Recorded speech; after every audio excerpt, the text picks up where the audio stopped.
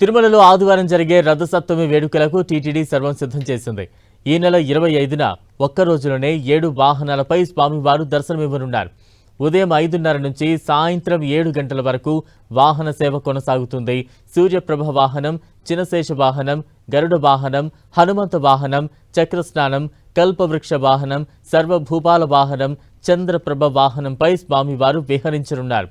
రథసప్తమి రోజుల సూర్యోదయం సమయంలో స్వామివారు సూర్యప్రభ వాహనంలో దర్శనమివ్వడాన్ని భక్తులు పార్వశ్యంతో మునిగిపోతారు. రథసప్తమి రోజున 2 లక్షలకు పైగా భక్తులు తిరుమలకు వస్తారని టీటీడీ అంచనా వేస్తోంది. వాహన సేవలు వీక్షించేందుకు గ్యాలరీల్లో ఉండే భక్తులకు ఎటువంటి అసౌకర్యం కలగకుండా టీటీడీ అన్ని ఏర్పాట్లు చేసింది. 14 రకాల మెనూతో భక్తులకు అన్నప్రసాదాలు పంపిణీ చేయనున్నారు.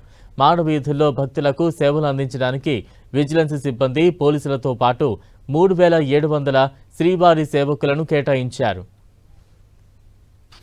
జనవరి 25వ తారీఖున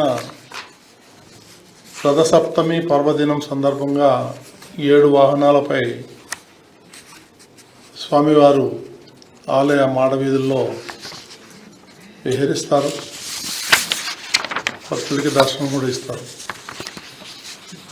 సూర్యప్రభ వాహనం ఉదయం 5:30 నుండి 8 గంటల వరకు, చిన్నశేష వాహనం ఉదయం 9 నుంచి 10 గంటల వరకు, గరుడ వాహనం ఉదయం 11 నుంచి మధ్యాహ్నం 12 గంటల వరకు, హనుమంత వాహనం మధ్యాహ్నం 1 గంట నుంచి 2 గంటల వరకు, చక్రస్నానం మధ్యాహ్నం 2 నుంచి 3 గంటల వరకు,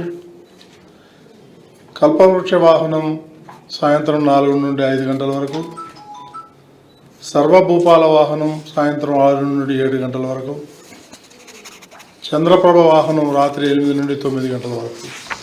ఈ విధమైనటువంటి ఈ కార్యక్రమం 25వ తారీఖు నాడు ఉదయం నుంచి రాత్రి వరకు ఏర్పాట్లు చేయడం జరిగింది.